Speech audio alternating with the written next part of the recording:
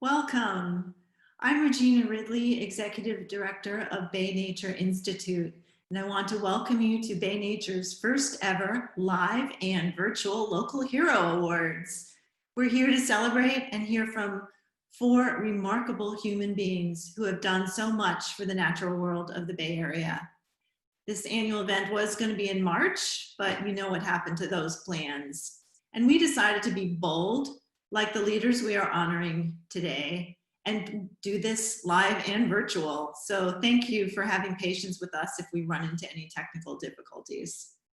Bay Nature has been selecting and honoring local heroes annually for the last decade, and we just couldn't let any more time go by without celebrating our 2020 heroes and providing an opportunity for you to learn more about them and their work. But before we start today, I want to acknowledge that this event is taking place during enormous social upheaval around the systemic racial inequity in our country. We all need to seize this opportunity to address and to fix the racial divides and structural inequalities that separate us. And we at Bay Nature Institute are committed to find ways we can take action, and we will be talking to you in the near future about what we will do. The individuals honored here tonight are a reminder that we have role models who are working in diverse ways for environmental and social justice, as well as with connection to our natural world, connection that benefits all communities. Let them inspire us to boldly and without hesitation address the injustices we so clearly face in our country. The 2020 heroes are, in the order they will be speaking: Sejal Choksi Chu, Executive Director of SF Baykeeper, receiving our Conservation Action Award.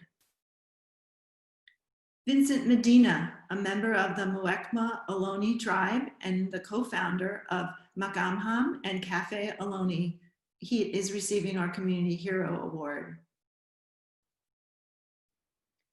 Avalon Chien, Course Director and Instructor at Girl Ventures, is receiving our Young Leader Award, and speaking with her will be Emily Teitsworth, Executive Director of Girl Ventures. John Muir Laws, founder of the Nature Journal Club, is receiving our Environmental Educator Award. Each of these awardees will get the framed Bay Nature cover that you've just seen. It's Bay Nature's mission to connect the people of the Bay Area to our natural world. We do that with our beautiful quarterly print magazine, website, this event, and our hikes. All of you, everyone in this Zoom room, shares the belief in the importance of this connection. Thank you for joining us tonight. And before we start, I have a few important thank yous that I would like to make. Thank you to the many sponsors who have supported us, including our lead organizational sponsors: Google, Federated Indians of Grayton Rancheria, Bay Conservation and Development Commission, East Bay Regional Park District, Marin County Parks, Metropolitan Transportation Commission, Save the Redwoods League, and Mid-Peninsula Regional Open Space District. Thank you to all our organizational sponsors, our in-kind sponsors, including Obsidian Ridge Wine and Anchor Brewing, and of course, to our magazine advertisers. Thank you to our lead individual sponsors, Nancy and Bart Westcott, Louis Berlot and Joyce Cutler, and Jorgen Hildebrand, and to all of our individual sponsors. Thank you to the many people who bought and then donated the cost of their tickets, and those of you who made a gift through Eventbrite. And a big thank you to the wonderful board of Bay Nature for your encouragement and support.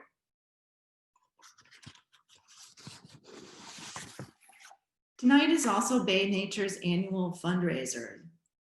Not only are we celebrating our 10th annual Local Hero Awards, but we're celebrating our 20th year of publishing. We are a nonprofit that tells stories about local nature and important environmental issues in our magazine and website.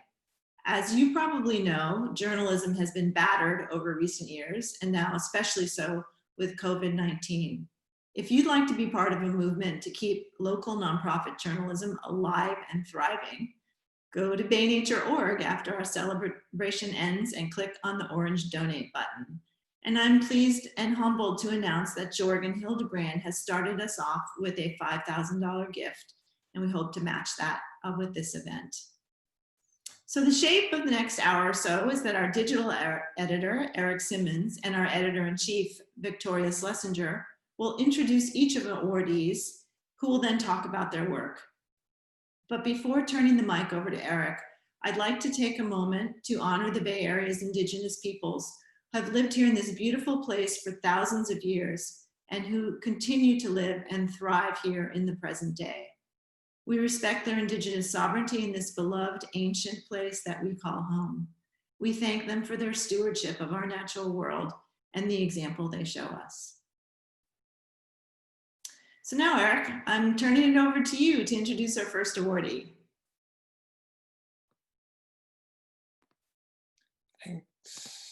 Thanks, Regina. The San Francisco Bay is the heart of the Bay Area and one of the unappreciated wonders of the natural world. The Bay grants us health, food, and commerce. It is the beautiful backdrop that connects us no matter where in the region we live. It is also under urgent threat from those who would sacrifice its health, its productivity, and the gains that conservation groups have made over the last few decades. The federal government has proposed removing parts of the bay and the streams that feed it from the Clean Water Act protections. It has proposed dredging parts of the bay to allow heavier oil tankers. It has proposed reducing the amount of water flowing through the bay's feeder rivers to the point where no life adapted to the delta's rhythms can survive. Meanwhile, even as the freshwater flows shrink, plastic and toxic chemicals pour in. The bay is protected by laws and by those who make sure the laws are followed. And as the East Bay Express put it in March 2019, no other group pursues violators of the San Francisco Bay in the field and in court as doggedly as Baykeeper. As the executive director of Baykeeper, Sejal Chokshi-Chu leads a team of scientists and lawyers who act as the signature guardians of our signature natural wonder. They defend not just the bay itself, but the laws that protect it. In the last few months alone, she's been on the water, in the courtroom, and in the media, dealing with coal terminals, cruise ship sewage, flushable wipes, plastics, and water diversions. Without her efforts and the efforts of her team, every one of us would inhabit a diminished Bay Area. We are pleased to present Sejal with Bay Nature's 2020 Conservation Action Award.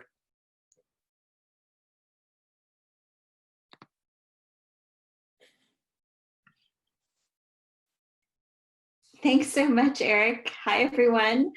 I really appreciate that nice introduction. And thanks to Regina and the Bay Nature team for this wonderful honor.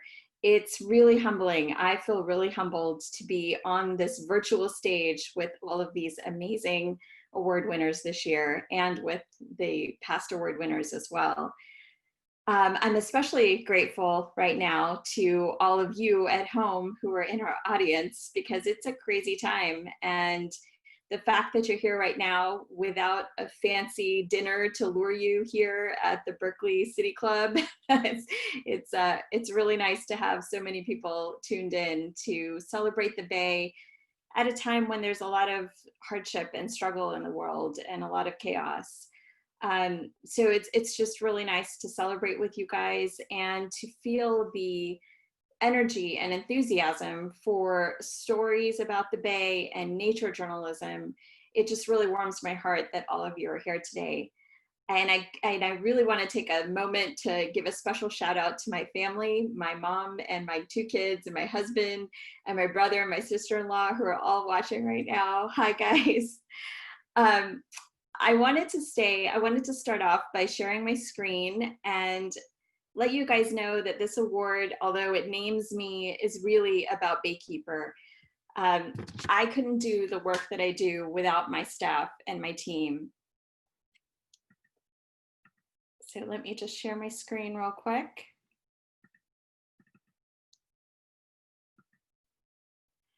Virtual meetings. So I have a team of 12 staff, and that includes scientists and lawyers. We also have volunteer skippers and a patrol boat and a terrific team of board members who are all smarter than me, very experienced, have a lot of expertise, and who are irrationally passionate about the Bay. And I appreciate them so much. And they're really the ones who are the driving force behind Baykeeper to help us really make an impact over the last 30 years. So for a lot of you, you're avid Bay Nature magazine readers, you know that there are a lot of groups out there protecting San Francisco Bay, but you might not know that much about Baykeeper. So Regina and the team have given me a few minutes to talk about my favorite subject, Baykeeper, and I'm going to use that to help you guys get a little bit more familiar with who we are. And I think that the best way to do that is to show you how Baykeeper is unique from some of the other groups. We partner with them, but we're a little bit different. And part of what makes us different is that we have 5 core principles that guide our work. The first one is that we investigate pollution. We believe that no one should be hurting the Bay, and that's why we are focused on keeping an eye on it. With more than 1,600 industrial facilities, 40 sewage treatment plants, 80 cities, 5 refineries, and 7 million people living around San Francisco Bay, there's a lot of pollution every day, and that happens whether or not anyone is there to see it. So Baykeeper is the only organization that's regularly on the water, proactively investigating pollution and finding the sources of that pollution. And I'll give you a little example. Actually, let me back up a second. We have a patrol boat, we have 10 volunteer skippers, and we've logged more than 15,000 hours on the water. We also have a pollution hotline, and we've responded to thousands of pollution hotline reports over the years.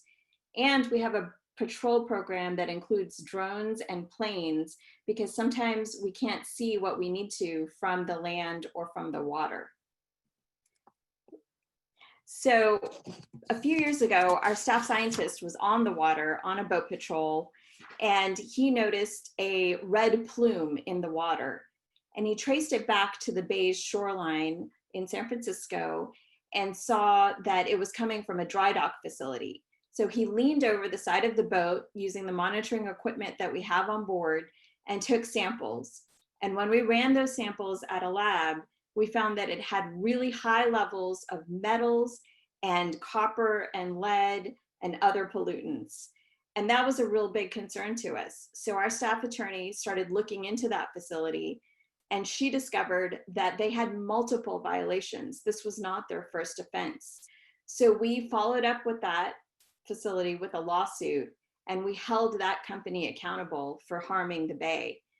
And that would not have happened without Baykeeper being on patrol. And in that case, we were able to send big hefty penalties to protect the Bay over to our friends at the Rose Foundation. So that's one way in which we stop industrial polluters. And that's because we believe that polluters and government agencies should be held accountable when they break the law. For many reasons, the government agencies sometimes aren't able or willing to enforce the law. And sometimes the government agency itself is actually the lawbreaker. So that's why Baykeeper has lawyers on staff who defend the Bay using citizen enforcement when government agencies aren't taking action. And we're effective. So I have an example of when NOAA first came out with a scientific report about the federal government storing military vessels in the Bay. And NOAA had realized that they were discharging 20 tons of lead paint, PCBs, and other pollutants into the Bay. This was the federal government using the Bay as a junkyard for their old military vessels. These were boats that were never going to go back into service. So Baykeeper partnered with NRDC and Arc Ecology, and actually the Regional Water Board as well. And we held the federal government accountable for its own law, the Clean Water Act. And we made them clean up and remove 57 of those polluting vessels so that the Bay was cleaner and healthier. And that federal government was held accountable because Baykeeper was on the case. We enforce the laws, and laws have to be strong and enforceable to be able to protect the Bay. But sometimes lobbyists for the oil companies and big ag and big coal are in the rooms convincing the agencies to try to weaken the laws and put in loopholes. And that means that the laws that are supposed to protect us and the Bay don't actually do that. So our scientists and lawyers testify at hearings, and we're in the rooms to try to offset that. We have experts that are on the Bay's side that are making the laws stronger and trying to close those loopholes. And oftentimes our voice is heard. For one example, when we discovered that the Phillips 66 refinery in Rodeo was trying to expand and double the amount of oil tankers that were coming on the Bay, we got really worried. And part of the problem was that they were trying to bring in more heavy oil, which this is the type of oil that when it spills, it sinks, and that would smother the bottom of the Bay. And there's no way that an agency can actually clean that up. Additionally, what was happening is that the oil industry was using a loophole where they were failing to disclose what kind of oil any of their tankers were carrying. So Baykeeper jumped on that loophole, and we worked with local legislators to force the oil industry to disclose what kind of oil they're bringing in by tankers and by trains. And that law was passed last year. So we have a new law that Baykeeper helped bring into existence to make oil spill prevention stronger. Another guiding principle for us is that we all have a right to clean water. Pollution from industrial operations into nearby neighborhoods can cause significant health problems when they pollute the air and the water that people are breathing and drinking. And swimmers and other recreational users, especially in the Bay, need clean water too. So that's where Baykeeper works to support local community groups. For example, we've been fighting the coal industry for a number of years now. The coal industry is trying to bring in 11 million tons of coal into the Bay Area through Bay Area ports. And Baykeeper is partnering with local community groups and the Sierra Club and Earth Justice to stop toxic coal dust in the Bay. And one of the ways we've done that is work with the local cities to prevent and ban this coal processing in their cities. And now we're in court defending those bans. So the coal industry is being blocked in Richmond, Oakland, and Vallejo because Baykeeper is fighting back with the community partners. And finally, we believe that the Bay has to be healthy in order to withstand all of the looming threats of climate change and sea level rise and drought. That's why Baykeeper is partnering with groups like Citizens Committee to Complete the Refuge, Save the Bay, and Committee for Green Foothills to challenge Cargill's plan to pave over the South Bay salt ponds. We're also leading the charge with BCDC to stop private companies and government agencies from taking too much sand and sediment out of the Bay. And we're working with partners at NRDC, Defenders of Wildlife, and the Bay Institute, and Restore the Delta to push for increased freshwater flows from the Delta to keep our Bay fish healthy. And now we've actually added a new Bay Resilience Project. Given the sea level rise projections over the next 80 years, Baykeeper is really concerned about the toxic contaminated lands that are on the shoreline. So we used Google technology to assess over 300 miles of the Bay's shoreline. And we identified more than 1,000 contaminated lands that could be flooded in the next 80 years. That means toxic pollution that gets in our Bay and in our neighborhoods. So we're now advocating for local agencies to focus on cleaning up those sites, and the Bay will be more resilient because Baykeeper is helping it thrive. So using those 5 core principles, we've made a big impact in our 30 years. Our skippers and scientists have spent thousands of hours investigating pollution. Our lawyers have won hundreds of cases holding polluters accountable. And our advocates have helped improve and strengthen the laws to make them more enforceable. We've also been helping Bay Area communities and the Bay be healthier and more resilient. And for an even bigger impact, we've directed hundreds of millions of dollars of legal penalties to projects, foundations, and nonprofits to help restore the Bay. And we're really hoping to be able to make an even bigger impact over the next 30 years because our Bay deserves protecting. So I just really wanted to thank Bay Nature again for this wonderful recognition and to thank them for their really strong local journalism. It's so appreciated during this time. Thanks.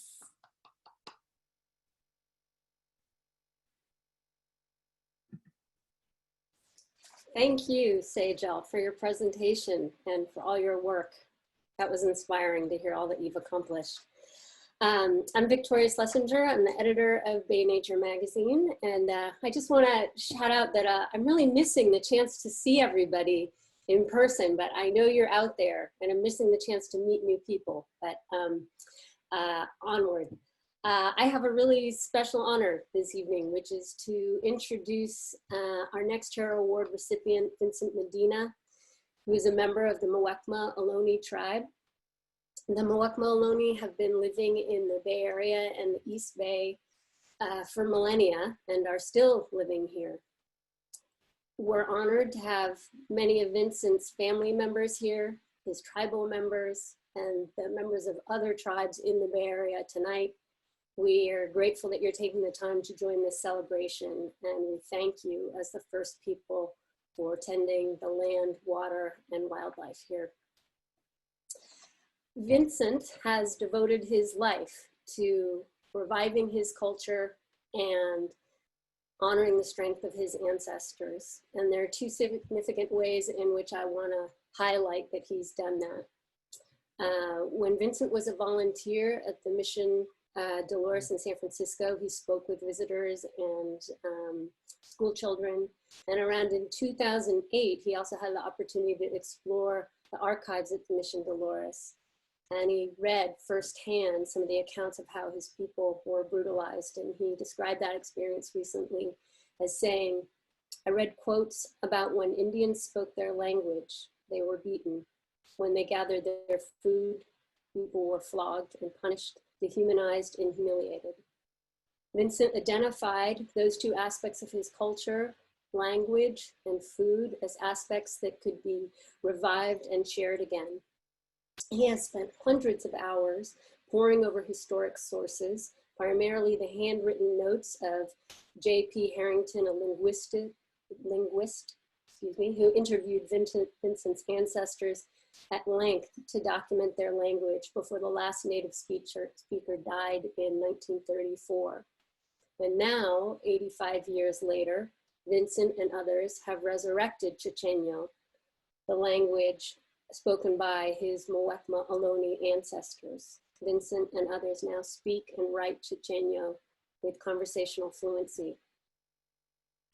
Vincent and his partner, Luis Trevino, who is Rumsen Ohlone, have also revived the foods of their ancestors, again, based on historical texts as well as help from family members. They have created recipes using traditional ingredients, foods that are native to the lands that we all share and love now, and I'm going to read some of them. Foods such as sorrel, elderberry, blackberry, currants, hazelnuts, acorns, walnuts, pine nuts, pickleweeds, chanterelle mushrooms, yerba buena, bay laurel, quail eggs, deer, duck, and more. They forage these ingredients in the Bay Area and combine them with modern ingredients to create delicious and nutritious meals for their communities. But they also share that food and their culture with the rest of us at the Cafe Ohlone in Berkeley. Their cafe has been written about by the New York Times, the LA Times, the San Francisco Chronicle, many other places, and of course, Bay Nature. And I highly recommend going there. It is both a joyful and filling of mind and body experience. So without further ado, we are pleased to present Vincent Medina with Bay Nature's 2020 Community Hero Award.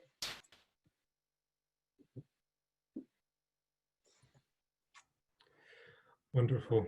I'd like to start by saying to all of you, Porsche tuhi makam. Kanakrakat Vincent Medina, aye kanak muek mataresh.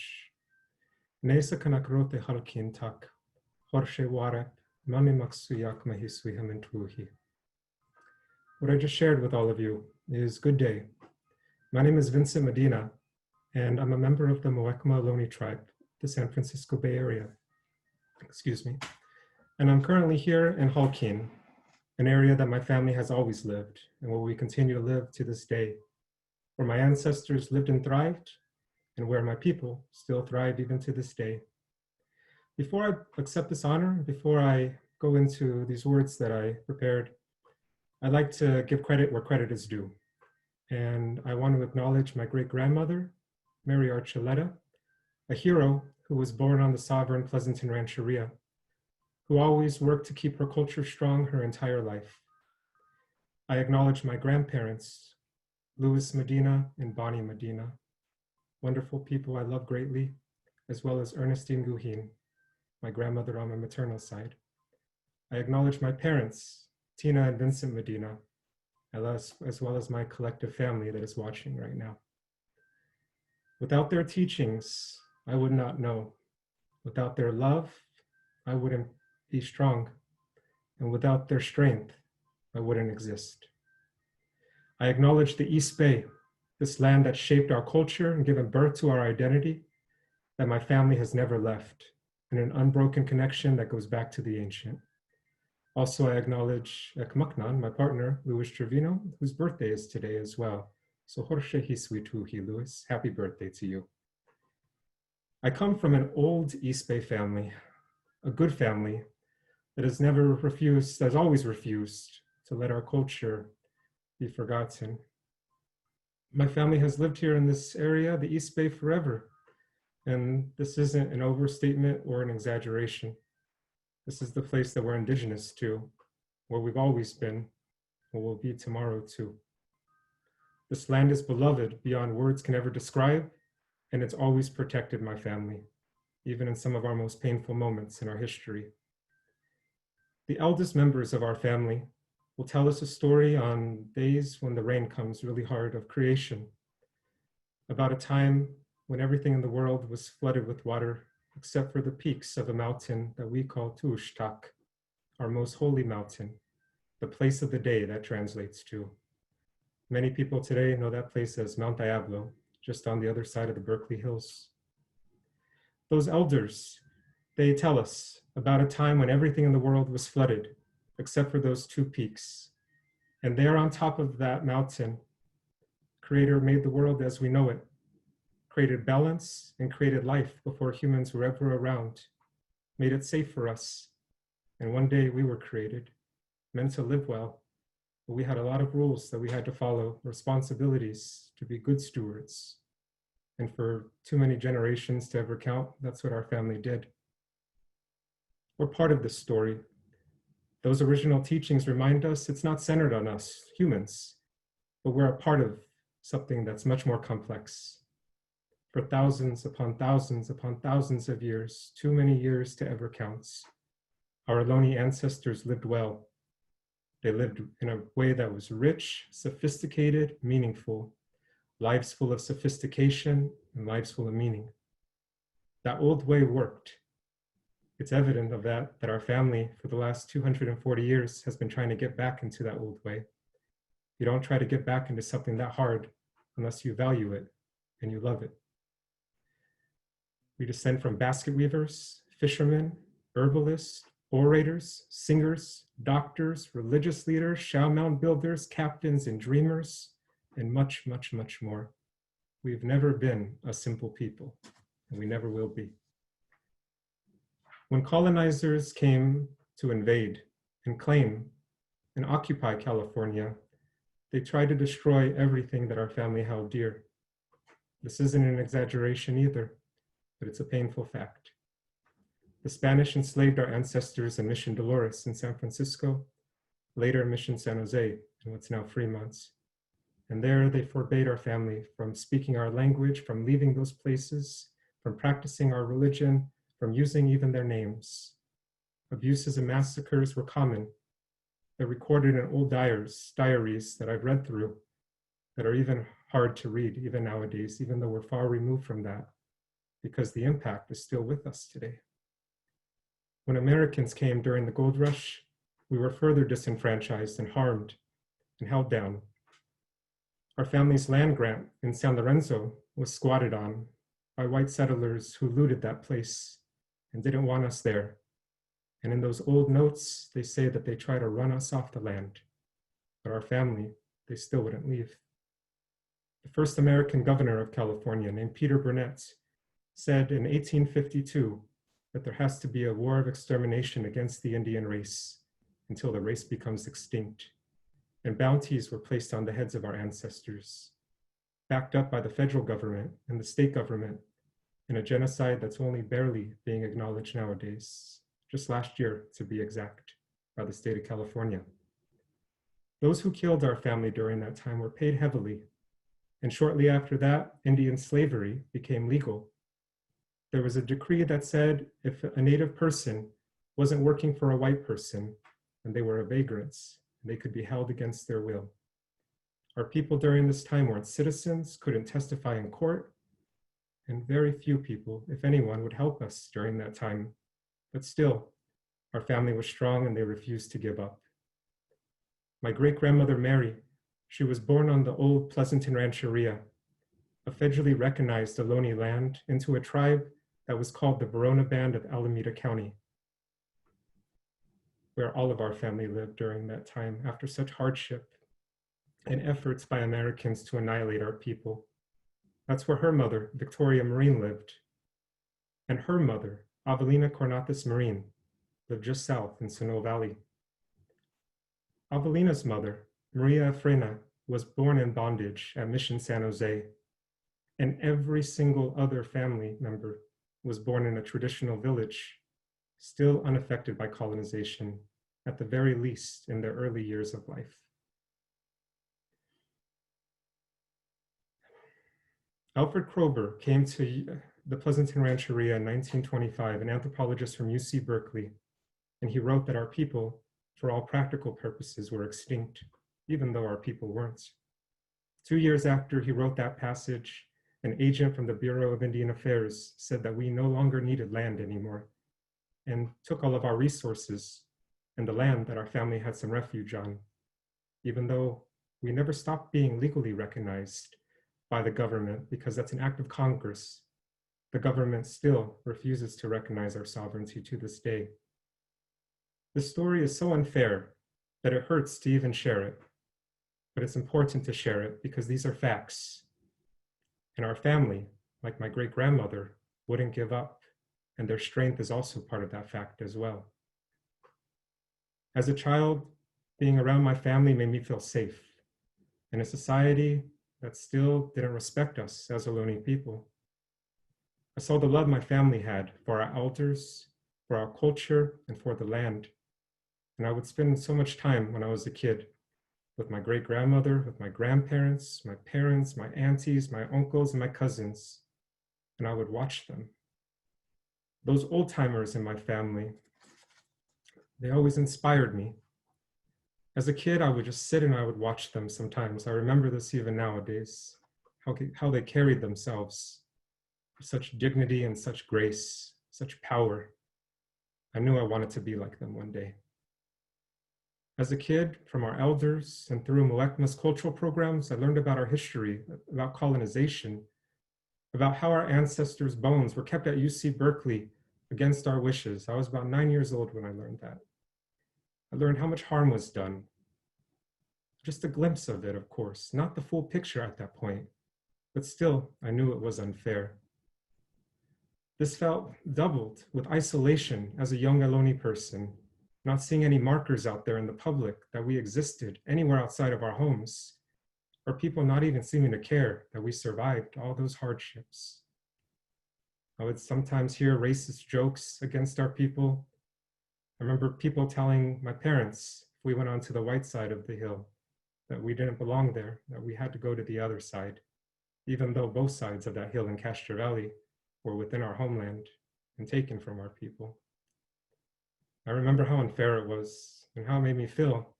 But my family, they always made me feel worthy and safe. And we had more than our fair share of hardships growing up. But like our ancestors, we knew we had to survive it somehow, and so we did. They did. I looked to that in our hardest times, our most painful times. I learned that when no one was there to help us or stand with us, that we were all that we had. And family would always provide, no matter what.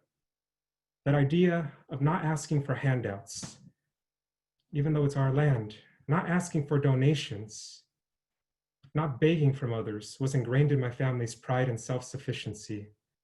And from them, I knew that if we were going to heal, it had to be us doing it. To this day, there are still very few that are standing with our community. Our federal recognition, which was never formally terminated, is systematically ignored. The immense wealth that was stolen from us, from this incredibly wealthy area, has never been returned. We have no land base. And even though we're in a supposedly progressive area, not a single person has offered us land back.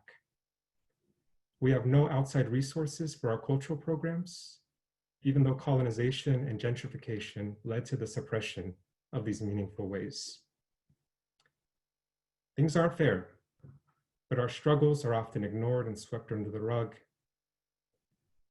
Yet, in spite of this, my family continues and has found every way to keep moving forward and finding ways to heal. As a young person, I learned that that understandable rage that I had could be channeled into something that was much, much, much more impactful for my family. I started to see that it could be channeled into something good. I started to learn from my family as much as I could, going through those mission records. And I like to acknowledge a cousin who helped me, my cousin Andrew Galvin, who taught me where to find them and later hired me to work at Mission Dolores, where I was part of an effort to change how our story was taught. When I opened up those archives and learned our language, after about a process of 10 years, I started to develop conversational fluency. And as a result of our language being spread by those before us, left in notes, because of that, we have a generation now of Chochenyo speakers for the first time in about 2 generations. That's healing taking place in front of us. In fact, our language was heard in front of 50 million people around the world in September of 2015, when I read it in front of Pope Francis in Washington, DC, the largest amount of people that have ever heard the Chochenyo language in the history of the world. Talk about a living language, and it's just getting stronger. We have weekly language Zoom classes. Babies are growing up with our language nowadays. It's a collective effort, and I acknowledge my community, everybody, and all these lineages who are taking part of this to make this a success. It's our ancestors who allow our language to be reawakened. Our stories, which only 2 of them or so were continued on, are now renewed. And those stories, after a successful storytelling revival, were pulled from those original texts, those handwritten notes from 1921 from Pleasanton, and are now accessible and taught to Ohlone children again from the youngest years of their life. Our foods, only a few of those were eaten when I was a kid, are in the midst of a renaissance right now, with these ingredients becoming standing ingredients in Ohlone households again. To see our family crave things like acorn soup and venison, huckleberries, watercress, chia, and elderberry, it empowers us with tradition, and it empowers our body with wellness as well, while connecting us to our family's sophisticated way of eating, connecting us to our family from before. Cafe Ohlone opened up in September of 2018 and became the very first Ohlone restaurant in the world in modern times. When we saw this happen, we started to see the visibility that we could get with this, but also, more importantly, providing a space for our Ohlone people to feel connected in our very urban homeland. Cafe Ohlone began to be all over the place, and we started to see Cafe Ohlone in places like Bon Appetit and the New York Times, the front page of the San Francisco Chronicle, which is particularly ironic because 120 years ago, they said that we were a dying race. But now Cafe Ohlone is on the front page was on the front page of the Chronicle, which is showing again, healing take place. Sometimes Lewis and I will joke about Ohloni's in unexpected places, but deep down, we know the significance of this, that we're worthy and deserving of such visibility, as our culture is beautiful. And it's been the hope of our family that our culture would be respected in the way that it should be. So much has changed in a relatively short time, and it's because we're able to connect to our family and learn from them directly. And I acknowledge that this is only possible because of our family from before, like my great-grandmother Mary, who always knew that a better day was ahead of us, always knew that things would get better. They refused to stop caring, they refused to give up, and they found every way possible to keep our identity moving forward, even through some of our most painful moments. They are the heroes in this story. I'm just doing what I need to be doing, as they did for me. Being with my family gives me sanity in a world where sometimes nothing makes sense. How could things be justified as they are right now? Stealing our resources, our land, and then doing nothing to repair that is harmful, immoral, and wrong. And it seems to bring attention to that, just even mentioning that goes against what often people want to hear. Without forums and outlets to express such injustice, how can we heal as a people? When there are no easy answers right now on that front, I take simple comfort in knowing that culture, family, and homeland will always be there for me. And that gives me clarity, and that gives me hope. As a young person, when I was much younger than I am now, I didn't want to accept the reality that I was born into. So I worked with my family, and we changed it. We reclaimed culture that was sleeping.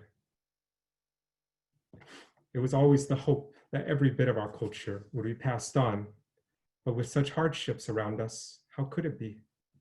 Our ancestors left us with information everywhere because they knew that one day we would be here and we would need to heal. Healing is happening all around us right now, internally in our community, in beautiful ways that will give us power and momentum to empower a generation anew, honor the sacrifices of those before us, and recharge to continue to reclaim everything until we have everything that was stolen from us back. With our ancestors' enduring strength running through our bodies, I know that our future is a bright one. Once again, my name is Vincent Medina, and I'm a member of the Muwekma Ohlone tribe of the San Francisco Bay Area. I'm an East Bay person. Our language is Chochenyo, a beautiful language that's strong and spoken today, just as our community is strong and living today. Our people are here. We will be here tomorrow too. All credit goes to the grandparents, the elders, and the ancestors. They're the ones that I always want to make proud. I'm grateful to accept this award on behalf of my community. Thank you, Bay Nature, for this platform and letting me share some of my story. Utasput makam, take care of yourselves.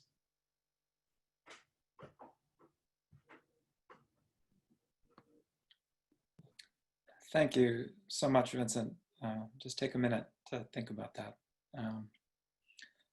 And we're in a moment right now where necessary change in our society and in our world is being driven by the youngest among us. From the Sunrise Movement to Never Again to the thousands of Bay Area high school students marching last week for an end to systemic injustice. This is a world whose moral compass resides in its youth leaders. Bay Nature's local hero, Avalon Chen, is a skilled backpacker, rock climber, kayaker, and wilderness guide, and a course director and instructor at Girl Ventures. Avalon has let her own passion for the outdoors inspire a love of the natural world in others. We learned about Avalon from Emily Teitsworth, the executive director of Girl Ventures, who will be speaking with us tonight about the importance of young leaders. As Emily wrote about Avalon, in an industry that has historically been predominantly white, male, and affluent, Avalon is a young woman of color who represents the next generation of outdoor and environmental justice leaders. She is dedicated to increasing access to the outdoors for other girls and young women from marginalized communities. Avalon has proved her skill not just as an outdoors person, but as a leader who can bring together people from all different backgrounds and communities and help them find shared belonging in nature. We are very pleased to present Avalon with Bay Nature's 2020 Young Leader Award. Thank you so much. Wow, I feel so nervous. I first wanted to, again, thank Vincent for sharing. That was incredibly beautiful, and I wanted to take a moment to, again, name, thank, and honor you, the Mwakma tribe, and your ancestors for everything. So thank you for sharing. Yes, so for the time that I was given to speak, I had decided that I would like to highlight and talk about 5 Black and Brown outdoor educators and leaders who have had a profound impact on not only the outdoor community, but also myself. I want to highlight them as just a few of many Black and Brown leaders who have been working for real lasting change in the outdoor community and the world, and because they have had a profound impact on me, like I've said, and I want to name them and bring them into this space. So, because I have so much to thank for their continuous strength, leadership, vulnerability, love, wisdom, and patience. They are educators, they are leaders, climbers, backpackers, kayakers, whitewater canoers, writers, bakers, warriors. They are Black, they are brown, they're indigenous, the list goes on. To begin, I would like to talk about, and also I think everybody should just remember their names as well. So while I'm talking about them, remember their names. To begin, I would like to talk about Grace Anderson. To me, Grace embodies a revolutionary sense of self-care. Rest, read, and back to the fight. The fight for herself, her students, and her community. She lets me know that you can be organized and get shit done without sacrificing your own well-being. She can move mountains, or actually maybe it's the mountains who are moving to her. Grace has never failed to make me feel special. To me, it feels like she looks at a person, finds their beauty, and then throws herself into highlighting it. Her presence as an outdoor leader is grounding, standing tall in herself. Her belief in herself makes me feel like I also can do anything. She has been there to support me in however I need with trust and love. I am an outdoor educator because of Grace. Next, I would like to talk about Narinda Hung. There is fear, I think, in the Asian community to identify with being brown or a person of color because of the fear of losing the model minority title, a title that actually brings feelings of shame and submission and false superiority rather than the freedom and power, than true freedom and power. Narinda was one of the first Asian American people I'd ever met who wasn't afraid to be brown. Narinda's refusal to be unseen has given me permission to do the same. As a Khmer American, Narinda showed me what it means to be Asian, to be brown, and to be proud of it all. It is with a fierce gentleness with which she has pushed me to grow. She taught me to get to the know and make friends with the climb. She's pushed me to rely on my own voice. I am an outdoor educator because of Narinda. Next, I want to speak Maya McClinton's name. When she speaks, you listen. When she explains something, it is always rooted in how what she is explaining all contributes to our collective liberation from the oppressive powers that be. From the best way to communicate effectively to washing your bowl while backpacking, she thinks and explains these things in a way that makes you aware of how every single thing you do can be used for liberation if you do it the way she explains it. Maya knows the world has to change, and she knows the only way is love, but not a complacent love when you just say it, but in a real kick-ass, I'm a badass, who's gonna stop me, I'm gonna go in deep, even if the work scares me kind of love. Even if it doesn't seem related to you, everything Maya does is because she loves you. From Maya, I have learned that making mistakes is an opportunity to give myself more love to learn and grow. I am an outdoor educator because of Maya. Now, I want to talk about Amelia Vigil. The first time I heard Amelia speak, it felt like truth came pouring out of her in buckets, and it didn't stop there. Her voice, her energy overflows with endless possibilities, and with her, my mind is able to expand. She makes me feel like she sees my soul even when even if I've tried to hide it in shadows. She comes with her ancestors, and she both speaks and listens deeply. She'll see your soul regardless of how you might be afraid to let it shine. She shines, and so you know you can shine too. She asks me to be both present and playful, all in the same breath. Forget trying to fake it with her, she'll see it, but still hold a lot of love for you. She gives me hope, and she gives me confidence. I work as an outdoor educator because of Amelia. Now finally, I come to Jael Berger. No one, and I mean no one, has helped me grow more as an outdoor educator than Jael. She was my co-leader on the first trip I ever led, and since day one, she has been pushing me to grow out of my comfort zones and out of my assumptions. She has done this with intention and strength. Her superpower is a clear and intense emotional awareness that gives her the ability to feel what a person or moment needs most. She has sat with unwavering patience with me in some of my most vulnerable moments. Her deep care for all souls results in her being a powerful warrior for intersectional social justice. She never backs down.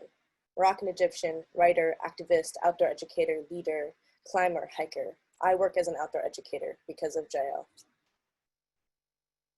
Beyond what I've said about these people's relationship to me, they have been working so hard in the outdoor community and beyond.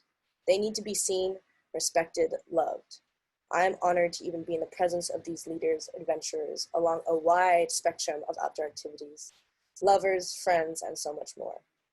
I urge the outdoor community to turn to their wisdom as leaders, not to ask them what to do, but support them, highlight their voices, pay them, read what they write, pay them.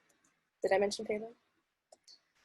We must count our blessings that they are here on this planet, being present, working for the communities, and playing like children.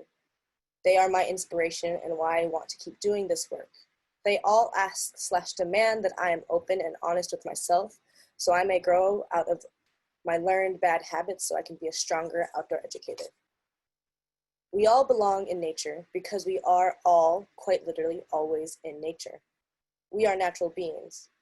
For me, to truly be in nature means being open to the words and experiences of others while also standing tall and with integrity with my truths, mistakes, learnings, desires, loves. This is being my most natural self, you could say. Lessons learned from these outdoor leaders and from my youngest brother. I can't not mention him in this speech. I have found that when I dedicate myself in this way, I honor my most natural self and can connect more deeply with our world and others. This is the natural world I want to dedicate myself to. I'm so grateful for all the leadership in my life and hold them dearly in my heart now. Congratulations to all the other award recipients, and thank you to Bay Nature for the award and the chance to speak about these leaders who has had such a profound impact on my life. And without them, I would not be here today. Now to another leader in my life who I had the honor of being nominated by, the executive director of Girl Ventures, Emily.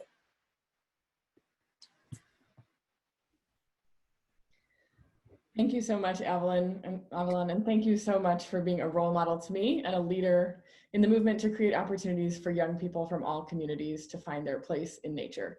I'm so touched that you used your time here to highlight the incredible leaders who have helped clear a path for you in this industry and in nature here in the Bay Area. In so many ways, Avalon represents the best of what Girl Ventures is all about. Congratulations on your award. And thank you to Regina and everyone at Bay Nature for giving me the opportunity to speak with you here tonight. I'm Emily Teitsworth. I'm the executive director of Girl Ventures. We're an Oakland-based organization whose mission is to inspire girls to lead through outdoor adventure, inner discovery, and collective action. We use a generous sliding scale model, community partnerships to ensure that the majority of the young people that we serve are from low-income communities and are Black, Indigenous, and people of color. Participants can join our programs as rising sixth graders and grow with us throughout middle and high school, become paid youth instructors, and then receive our financial aid and support to complete industry certifications to join the outdoor and environmental fields as their career. This is not a crowd that I have to convince of the importance of time spent in nature. You probably know that spending time in nature is easier the more privilege that you have. And that even here in the Bay Area, where we are surrounded by opportunities to connect with nature and the outdoor world, only about a third of young people and their families live close enough to a park or other natural area to enjoy regular access. It's essential that Girl Ventures and organizations like us make nature more accessible by providing subsidized programs and free transportation and gear. But it's just as important to build career pathways into the outdoor and environmental industries so that the love of nature that we foster in young people can also give them the tools to transform this movement. Research a couple years ago found that only 11% of executive directors of environmental organizations are non-white. The trickle-down effects of this institutionalized racism and exclusion push promising young leaders out of the industry and keep the nature movement from realizing its true potential and embracing real inclusion. I hope you'll join me in seeking out opportunities to continue to learn about the interaction of racial justice and environmental justice, to mentor and support young leaders, and to step aside and make space for this incredible next generation of leaders to lead us into a future where nature is truly accessible to everyone. I look forward to the day in the not too distant future where a leader like Avalon takes my place as the executive director of Girl Ventures. Thank you.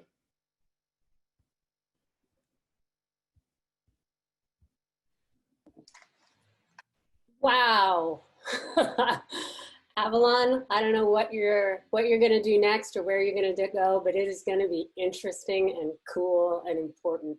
Thank you, both Avalon and Emily, for your presentations and words.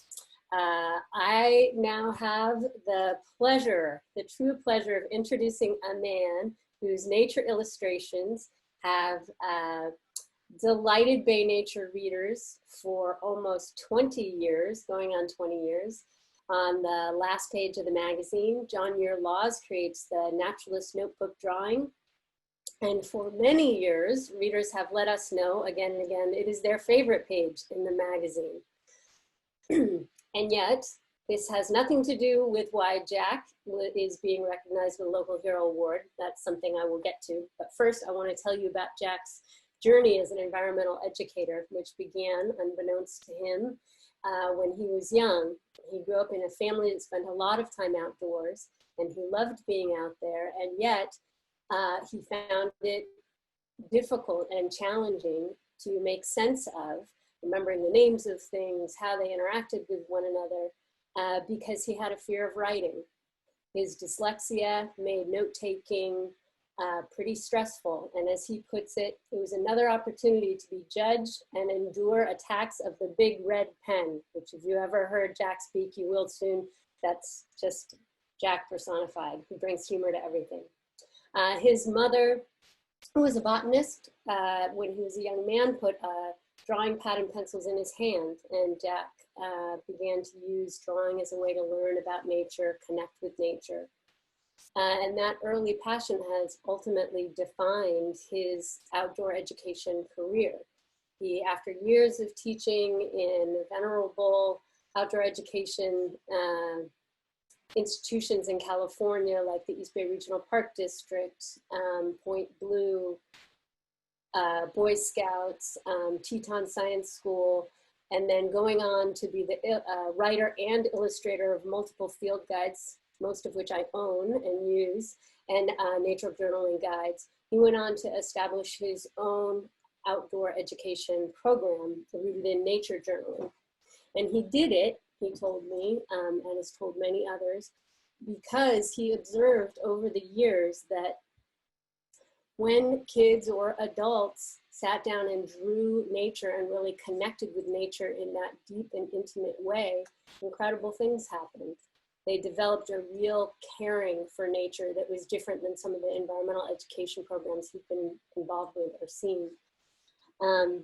So in addition to Jack teaching nature journaling in schools, through independent classes, in free workshops around the Bay Area, Jack has also founded the Nature Journal Club, which is an intergenerational group that regularly gets together. It's free, to draw outdoors and draw nature. And there are now nature journal clubs all around the US and increasingly in other countries. So the reason Jack is receiving this Hero Award is thanks to his students. So many of them wrote emphatic letters about their experience with him that we knew he had hit upon something new and impactful in environmental journalism that needed to be held up and recognized. So we are pleased to present John Muir Laws with the Bay Nature's 2020 Environmental Education Award.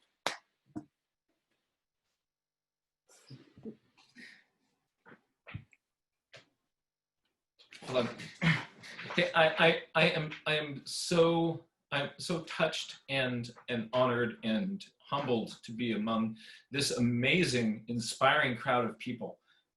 My just deep gratitude to the other environmental stewards who are doing such beautiful work.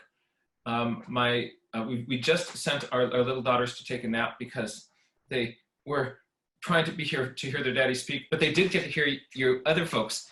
And it is just so empowering to see such beautiful people doing such incredible things. This makes me proud of my species at this crazy time right now, to feel proud to be a human being, because what we just saw with those incredible stewards of community and nature, this is something that's inside all of us. And just thank you Bay Nature for helping shine a light on this. This is the sort of thing that I think that we really need to help us come together at this time. My name is John Muir Laws. My work is to help people try to fall in love with the world. And I do that through helping people learn how to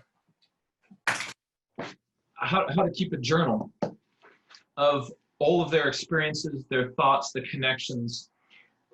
We use the journal as sort of a trampoline for our ability to observe, for curiosity and wonder, and to help boost our creativity as we look around the world.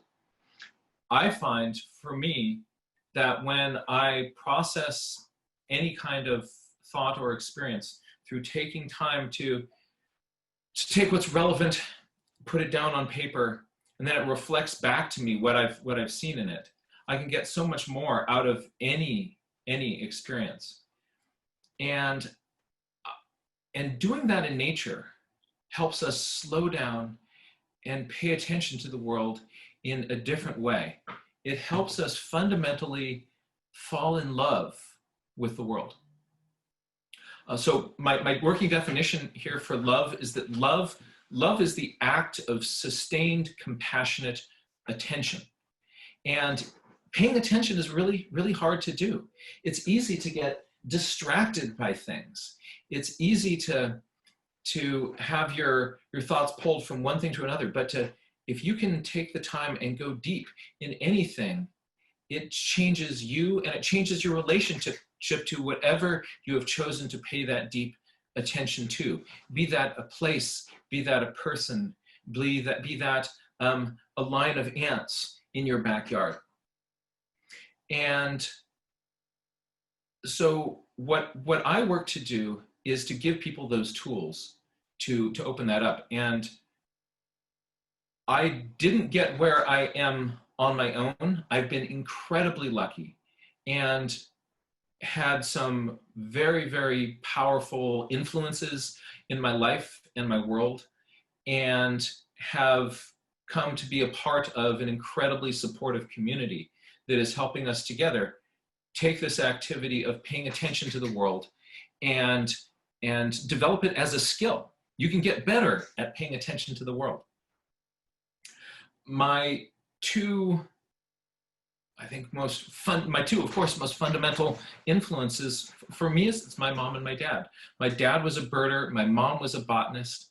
My mom put my first journal in my hand, and together they invited me to pay attention to, it's okay, honey, come on in. To pay attention to this beautiful world. And they got me started doing that, and I've never stopped. And it's only with the passing of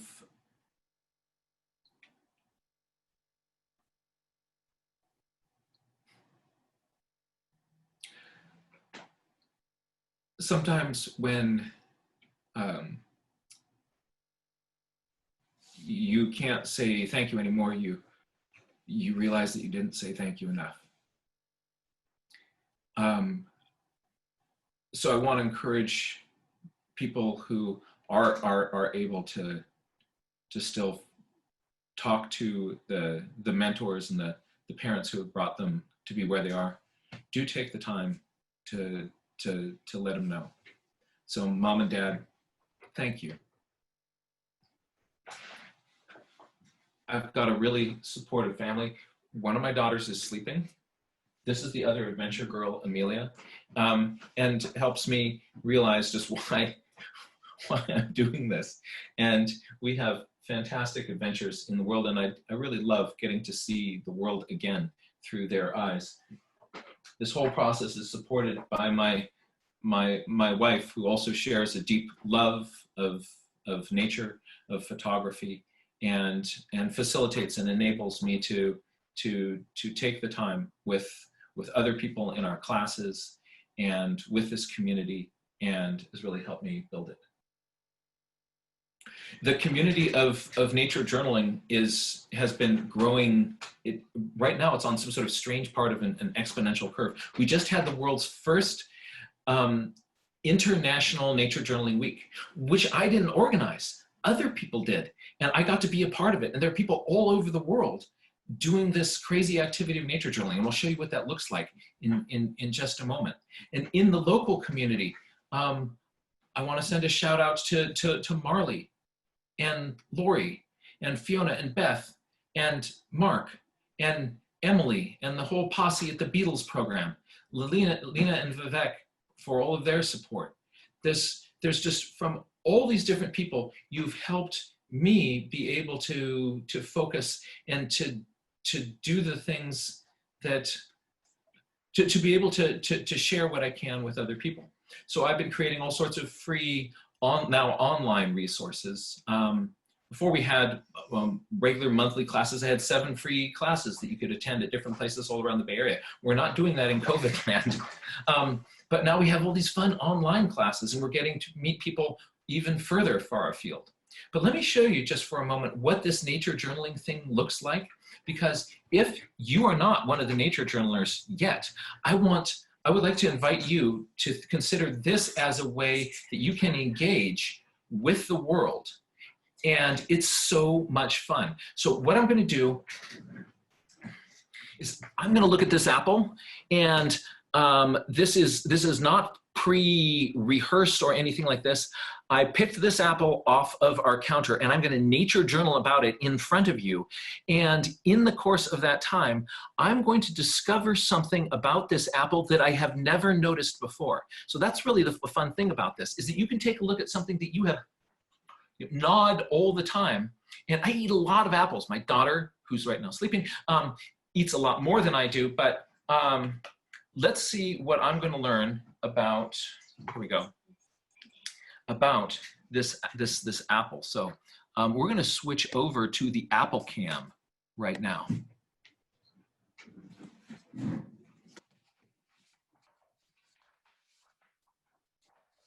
All right. So here's the Apple Cam. And what I often do is I start, and if you have a piece of fruit or vegetable at home, I encourage you to follow along with that, and you can draw and document what you see with yours, or you can just sort of watch here, and then, but then I really want you to try this at home. What I often do is, because I kind of have initially sort of a fear of writing, And I've got a pen that's not cooperating. Come on, little pen. You can do this. I will often try to get over my sort of initial fear of putting text down on paper by starting with the sort of in my safe place with a little drawing. And so I will often make a drawing starting with a very pale, ghosty image of what I'm seeing. And initially I am just recording, this is the observation part. So I notice that this has a bigger bump here, curves around, and then there is a asymmetrical bump here, and then there's more bumpness in the back going all, oops, that's not where I wanted my line to go. So sometimes your lines don't go where you wanted them to, and that's okay. There is a stem coming up here. And so this is, I just got a little drawing to get me started on this, and there are some tracks of color and lines that are going in this axis. So here's this kind of cool. Here's the first question has kind of come up to me. What I try to do is I try to journal until mysteries start to unfold in front of me. And the first mystery has started to come up here. And what my mystery number one is why do the little marks on the apple kind of trend in this way? They could trend this way, but for some reason there are streaks that go this way on the apple. And I don't know why that is. Also, there is this neat bigger bump here. You know, the kind of picture that I have in my head of the way that an apple should look is much more symmetrical than this. But this is this kind of neat asymmetrical apple. So I've got color that is streaky. I have an asymmetry in my apple. And so I'm just going to plop down a little bit of color in my notes here. A little watercolor palette here. And things seem to, let's go back that way. There's red.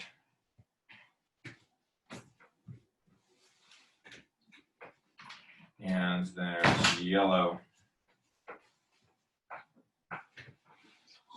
And things are streaking this way. So there's blotches that come this way, blotches that come this way. My apple has this big prominent streak right there. So that is,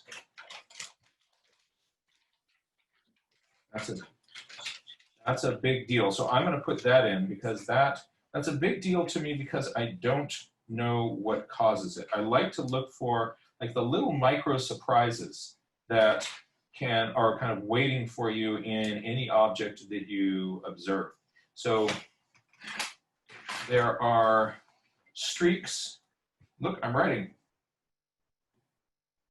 See, I've warmed myself up with a picture, and then it lets my brain start to feel safe to write. These are vertical.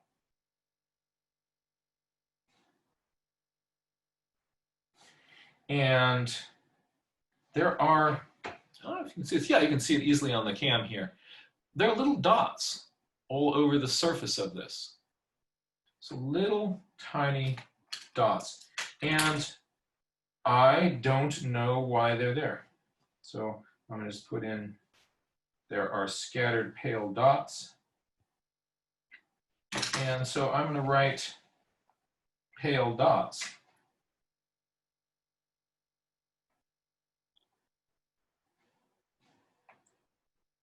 And here's another neat thing about it. Look at the stem from this angle.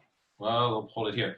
And then look at the stem from this angle. You've got the skinny side, you've got the thick side, the skinny side, the thick side. So this stem, I've drawn it here from the thick side. I am going to draw a cross section across that. Here's A prime. And here is cross section A. All right, so I've got myself just a little bit more information. There's another thing. Why flatten stem?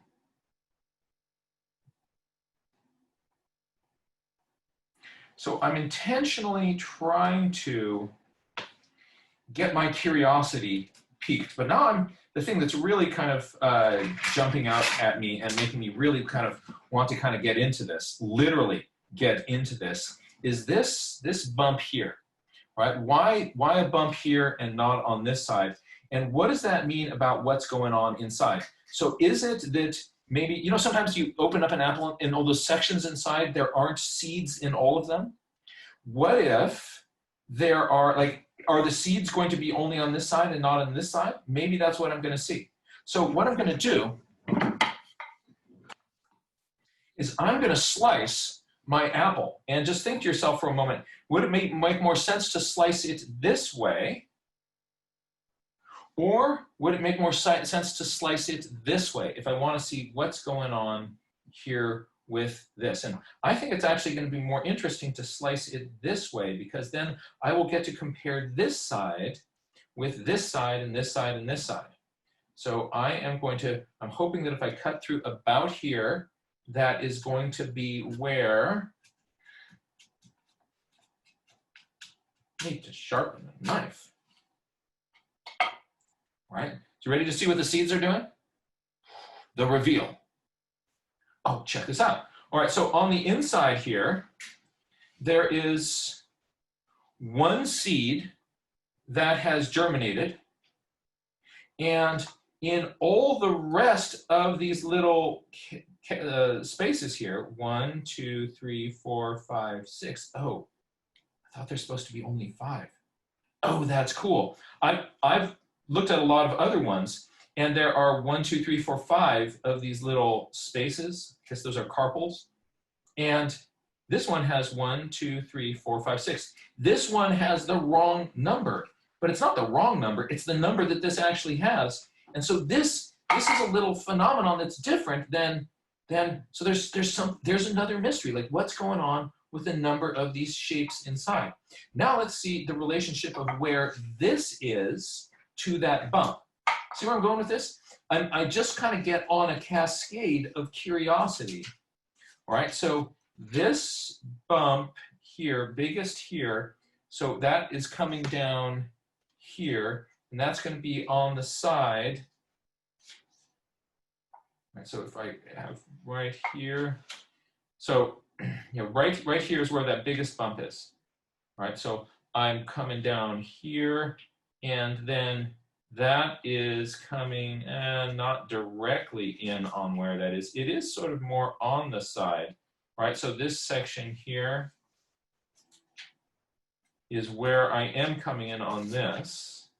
So it's a possibility. It may be related to maybe the apple on the side where there are seeds growing, maybe it does create more tissue there. I mean, a sample size of 1 here, not very big, but isn't that interesting? That this bump you may be able to see an expression of what is happening with the seeds on the inside that relates to the contour on the outside. So I'm just going to draw this.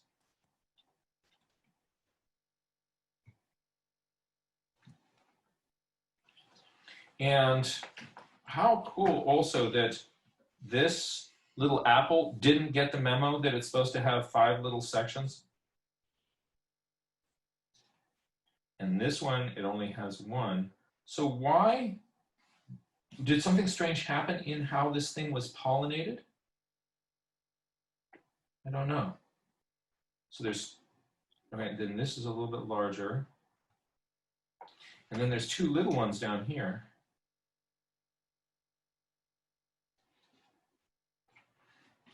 All right, and then lastly, I'm seeing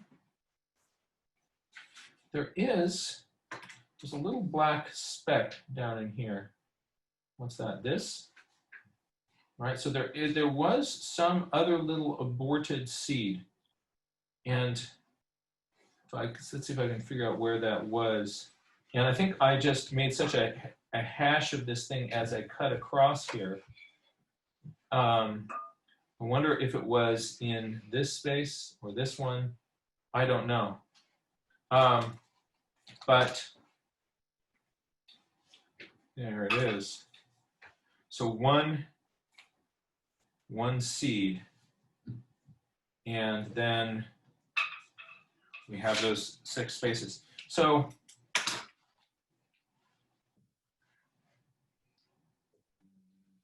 I'm going to put a little X right here by this. And I want to show where that point is. So this little plane right here is where that X would be. So right above that bump is going to be right there. So now what I'm going to do is I'm going to sit down and just embellish this diagram. I've got these cool little dots coming through here in this core zone. I'm going to map out what those make. This really makes me want to cut open some other apples, find one that is doing the 5, and see, is the number of dots out here the same, right? So several mysteries just in this one little animal, this one little apple here, all right? So strange. These little dots remind me of those little pores on the side of a leaf.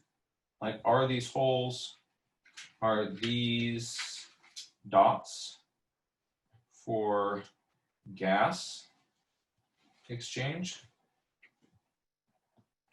Then a question off of that: do fruits even do gas exchange? Oh, look at this. My daughter just brought me in. Thank you, Mia. This brought me in. So live here, we're going to cut one more apple, and then we'll go back to the Bay Nature show. But I know everybody really wants to look inside this apple, because then you can actually compare 2 similar things. We'll eat all these apples in a little bit. All right, and pa-pam. Oh, see, look at that. 1, 2, 3, 4, 5. So that's what I was expecting to see. I was expecting to see 5, right? So what went on here that, oh, and this apple here doesn't have any, well, it's got slightly larger on this side. Let's trace that down and see what's on that side. And it's not, the bumps don't seem to be correlating with lining up on really evenly on these. But here I'll be able to compare the number of dots in these. And so this is how I roll. And so what's going on is I just get myself to look at something in nature and then start to observe it deeply. And if you keep looking, you're very quickly going to be in a zone where you have never explored before. And the unknown, the mysterious, is waiting just beyond the point where you usually stop paying attention. And that's the wonder of this. So just beyond the point where you usually stop paying attention, it's the infinite wonder and mystery of the world. And I find that this journal is a very powerful way to touch that, to access that. So you fall more, you pay deeper attention to the world. And again, attention itself is love. So by journaling, what you're doing is you're falling more deeply in love with the world. And then you connect with a community of other people doing this. And then because you care, because you love it. You're motivated to connect with stewardship, with the act of stewardship of what can we do as a larger loving community to, a larger loving community to take care of the living things that are around us, of the wild places, as Baykeeper has done, of the other people who are here and have been here in our community, as Vincent has done. And well, I'm going to save this because I'm going to draw it more once this workshop is over. Just a lot of sketching has to happen. But thank you.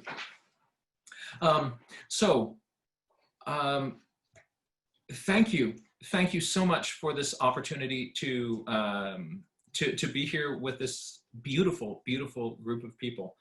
And I do want to encourage everybody who's listening to try it yourself. See if you can pick up some familiar thing. If you can't really go out to a national park right now because of COVID-19, go to your refrigerator, or you can look at, again, this is looking at an apple. This wasn't staged. I didn't know what was going to happen in here, but it was really weird. And there are unsolved mysteries here. So try to find an unsolved mystery in your own refrigerator, fall more deeply in love with the world, connect with community, connect with a community of stewards, love each other, take care of each other. Like a banana. Like a banana. Thank you very much.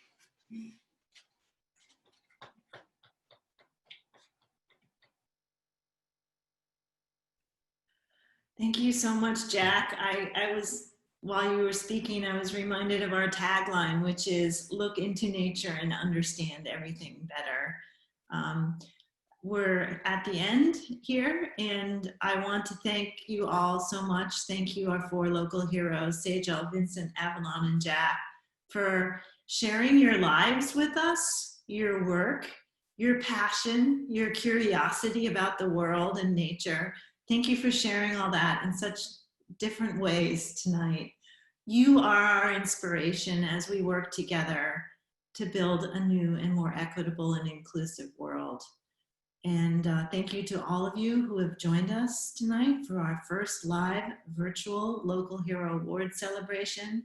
If you'd like to support Bay Nature and local nonprofit journalism, you know where to go, baynature.org. But thank you all, and take care. Be well.